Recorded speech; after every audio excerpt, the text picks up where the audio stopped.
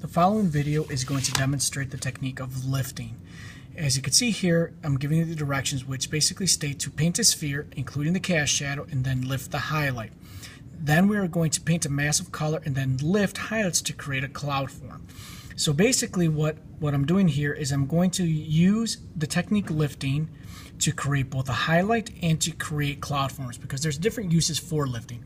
And what lifting actually is taking paint and actually lifting it and taking it off of the surface. So I'm going to show you this. All right. So down here at the bottom of the worksheet is my image example that I'm going to be painting and I'm going to be referencing. You may not always see it in frame, but that's the image that I'm using. Okay. So the first thing I'm going to do is I'm going to choose a color for my sphere, and I'm going to choose my ultramarine blue. So again, I'm just going to use quite a bit of water. All right, charge up the load, and then I'm not going to draw out the sphere first. What I'm actually going to do is I'm going to start in here, right in the middle, using my large flat, and all I'm going to do is just rotate my brush around like this, and that's going to give me a fairly decent circle, which is pretty good. Now, I did it this way so that way you could actually see the brush. Usually if I do it like this, where you can't see me painting, I get a better sphere or a better circle. See? So wanted to make sure that you're able to actually see the technique that I'm using. So this is actually pretty wet. Right now it's a little bit wetter than I'd like it to be, because I'm about to add a little bit of a shadow in here using either analogous or complementary. Me personally, I prefer complementary, but I'm going to actually do something a little bit different and use analogous. So I'm going to come in here and use a little bit of a green. Right in here, again, I'm looking at my image resource, and while it's still wet, coming in here and painting this down, let the water do a lot of the blending for me. Okay, rinse my brush again, take a little bit more blue, go back into the shadow area. As this is working its way through, blending it in, letting the water do a lot for me. Lost a little bit of my roundness there. That's fine. I'll live. Paint it in. I need a little bit of a darker value in for my shadow. It's too much water. Get a little bit darker in there, and there we go. Not bad. Not the greatest, but you get the idea. I'm going to use a little bit more blue, really charge it up, and put that in there.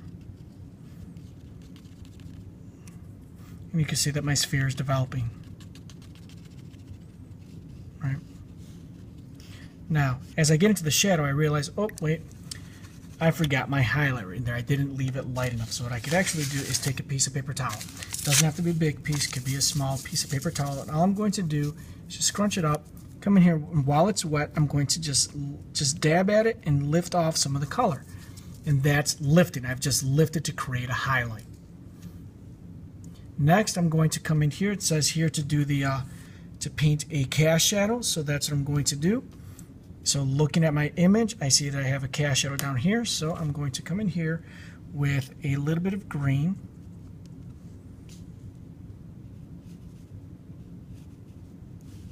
Making sure that my sphere isn't too wet, because I don't want it to bleed into it too much. And there's my cast shadow.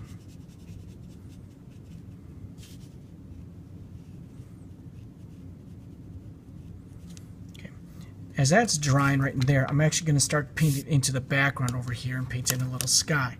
So what I'm going to do for my sky, and I want that sphere to stand out, is I'm actually going to paint a little bit with a phthalo blue. Now I'm not going to be using a lot of water because my sphere is still a little wet, so I don't want it to bleed into each other. So I'm coming in here with my phthalo blue, coming around the sphere carefully. Add a little bit more phthalo blue towards the bottom here, just to kind of darken it, almost creating a graded wash. Almost, not quite though.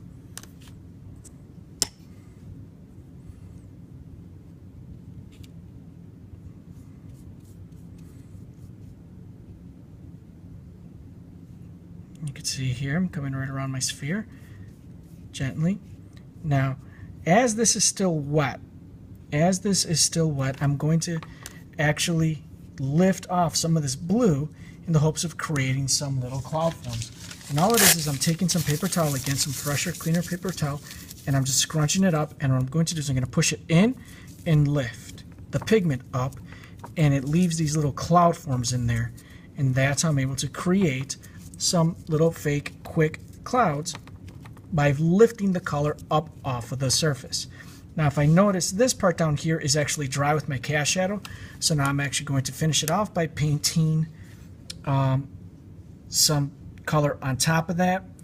I'm going to be using my ultramarine blue again, and I'm going to go right over it pretty quickly. Actually, this is what's known as a glaze, because I'm not going to be really spending a lot of time over it, so I'm not trying to reactivate the green. All I'm trying to do is put some color over it, and what that does is it's going to visually mix with the green, creating a darker version of the blue, and it pushes back my cast shadow.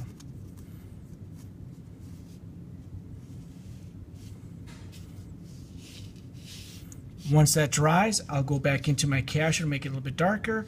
I'll come in here and fix up the roundness of it.